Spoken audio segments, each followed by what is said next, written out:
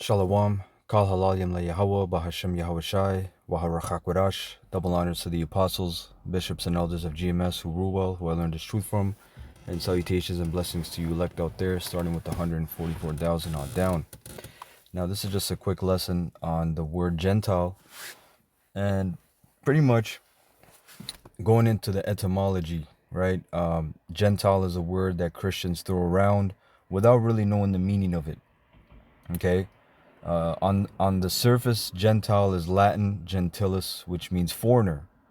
Now, with that definition or meaning, foreigner, that can apply to a literal foreigner, which is a heathen, which in the Hebrew, Gentile would be Gawai or Gawayim, which is the nations. But at the same time, we know that through process of time and really from the curses, right, of Deuteronomy 28 and other curses,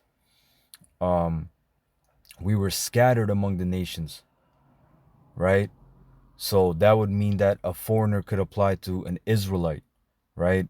And that's why also you had laws of the foreigner, because again, all Israelites were not in Egypt, and they did not all come out of Egypt. You had Israelites outside of Egypt, okay? You always had Israelites everywhere. And that's why you had a law of the sojourner or the foreigner, an Israelite dwelling in another land, and when he comes to check in, right, when he comes into the land, whichever tribe, Benjamin to the land of Ephraim or whatever, right, there's a law saying, hey, he's an Israelite, you got to treat him fairly. Just because he doesn't live in the land, you can't treat him any differently, you know and again, through process of time and history, which these Christians, they don't read the Apocrypha, which is a whole pretty much 400 years of history gone from Malachi to Matthew. They are ignorant on the fact that you have outcasts of Israel. So anyway, for example, when you go to Ephesians 3 and 4, whereby when ye read, ye may understand my knowledge in the mystery of Mashiach, which in other ages was not made known unto the sons of men, as it is now revealed unto his holy apostles and prophets by the Spirit, that the Gentiles should be fellow heirs, and of the same body, and partakers of his promise in Mashiach by the gospel. Again, when you read that, it says Gentiles. That means the other nations. In the NLT, verse 6, it says, and this is the Most High's plan. Both Gentiles and Jews who believe the good news share equally in the riches inherited by the Most High's children. Both are part of the same body, and both enjoy the promise of blessing because they belong to Mashiach Yahushai. The promise of blessing was never given to the heathen. The Most High never changed. So what happened? A lot of history, a lot of identity being erased, your own identity, right? And this mainly happened during the Hellenistic period, right, where Israelites took on Hellenistic practices, and to the point, because again, there's a difference between a Hellenista, and a Hellene or Helen. A Hellene or Helen was a literal nationality, right? A Hellene was a person born in Greece who took up the nationality of a Greek, pretty much like a citizenship, if you will, right? Like today, you're stamped, I'm American, I'm a Canadian citizen, I'm this, I'm that. A Hellenist or Hellenista is just an Israelite who spoke Greek, pretty much, okay? But you had Israelites who brought their children up all the way up in the Greek fashion. So they didn't know Hebrew. They were not circumcised the 8th day. Okay, there's many things that didn't happen. They didn't know they were Israelites. They were Israelites pretty much brought up as Hellenes or Helens. So let me go real quick to chat. So the original meaning, now check this. The English word Gentile comes from Latin gentilis, which comes from gens or gen, right? Gens is a clan, family, tribe, or people of a shared ancestry, right? Gentilis, Latin, belonging to the same clan, tribe of the same people, a fellow tribesman. So originally, gentilis meant someone from your own people, not someone foreign. And that's true because the root word is gen, where you get the word generation, to generate. Okay? So you're going to see how it changed. Look, it says how the meaning changed. What does that mean, change? Words change all the time. You know, you have word magic, new speak, right? The shift happened because of Bible translation, especially into Latin and then into English. When Hebrew was translated into Greek Septuagint, the Hebrew word nation, goyim or goyim, foreigner, nakarya, and people, often Israel, and then also you had gar. See, it didn't mention gar. Gar was an Israelite foreigner. Nakar was a real heathen, another nation, and Gawayim is of course another nation as well. Okay, the Greek translators used ethnos, nations or peoples, and then again, see, usually non-Jewish nations. They have to specify that, but it didn't mean that. That's what it later changed into. Okay, when Greek was translated into Latin, Vulgate, Jerome used gentilis to translate Greek ethno or ethni, but ethni often referred specifically to non-Israelite peoples. Again, often, the history shows that Israelites took up literally another nation as their identity. You had Israelites who came up and they did not even speak Hebrew. They came up with a Greek name. They came up wearing Greek, eating different foods, having an entirely different culture. Hence, they could be labeled as literally a Gawayim, you know, in the spiritual sense. Another nation, a real foreigner, an outcast. That's what it means by outcast. What do you think an outcast means, man? When the Most High says the outcast, let me get that real quick.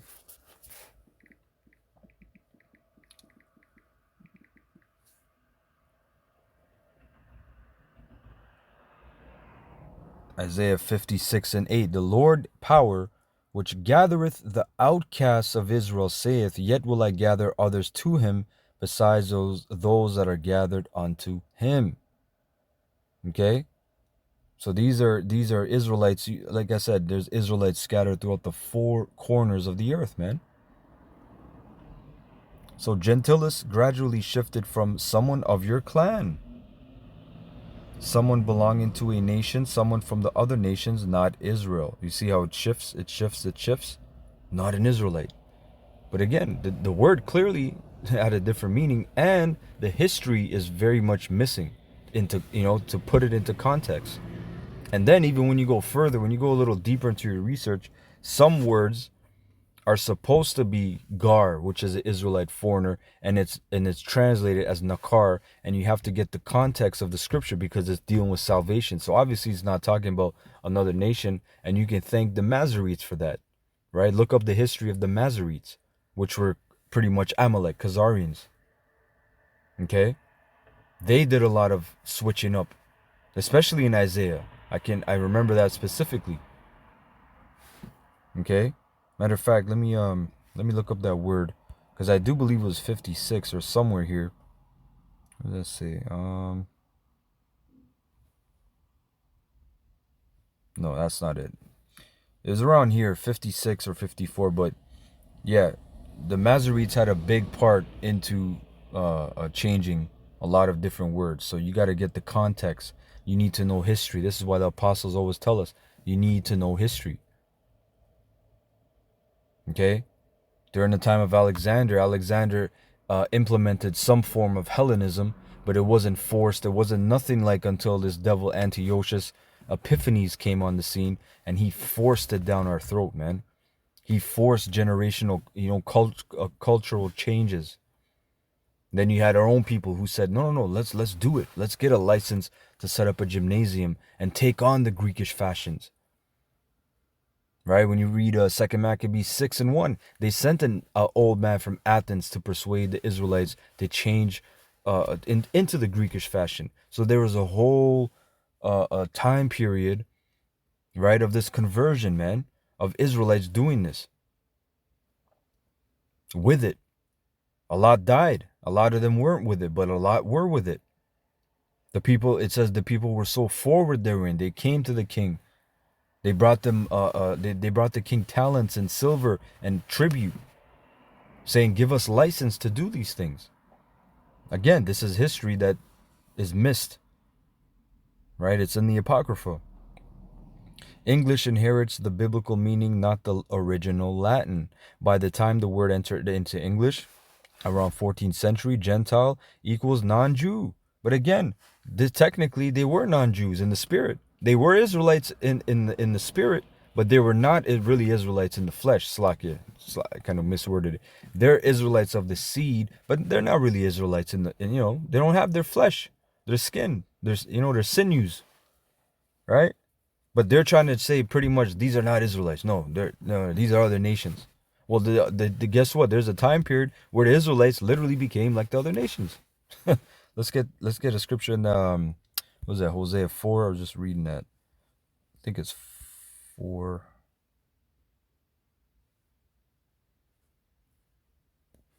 Hold on.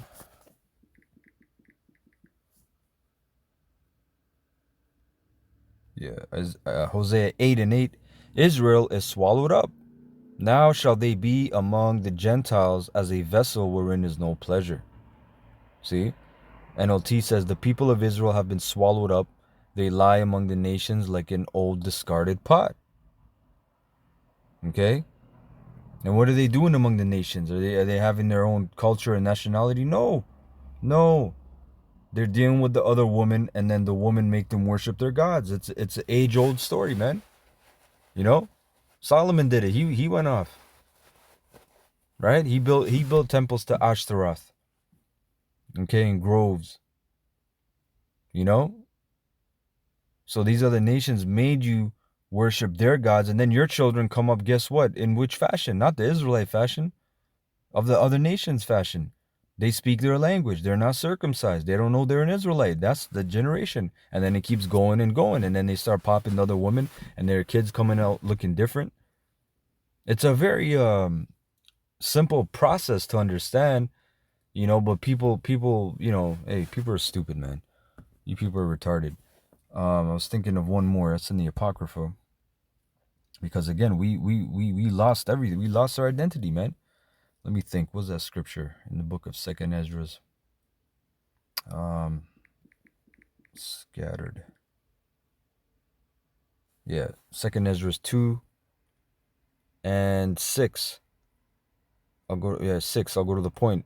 That thou bring them. Actually, I start at 5. As for me, O Father, I call upon thee for a witness over the mother of these children, which would not keep my covenant. That thou bring them to confusion. See, confusion. And their mother to a spoil, that there be no offspring of them. Let them be scattered abroad among the heathen.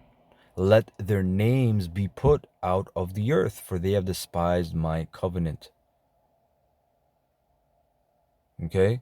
Simple. Their names are put out of the earth. You're not Yasharallah. You're not Yasharwan, Jeshurun. Okay? You're not Jacobites. You take on the titles of these other nations, man. Okay? So it says, so the word didn't change because of everyday language. It changed because the Bible used it with a specialized meaning, and that meaning took over. Why this shift happened? The key reason in the Bible, the nations almost always means the nations other than Israel. Almost always. They're right. So you got to know. As I said, Gar in Nakar. Gar is an Israelite foreigner. Nakar is a heathen. Gawayim is dealing with the other nations. Goy. Right? That's what those people call us goy, right? But it's gawayim. So when translators use gentilis to translate the nations, the word took on the meaning foreign nations. But guess what? As it says, non-Israelites, non-Jews, the Israelites became foreign nations themselves. In other words, original Latin, someone of your own clan. Biblical Latin, someone from another nation, which is still an Israelite. English, someone who is not an Israelite. See? So this changed the word. You got to know this history, man, right? And this is just a little bit clarification. Gentilis, a clan, a family line, a tribe, a people group by common ancestry or shared lineage.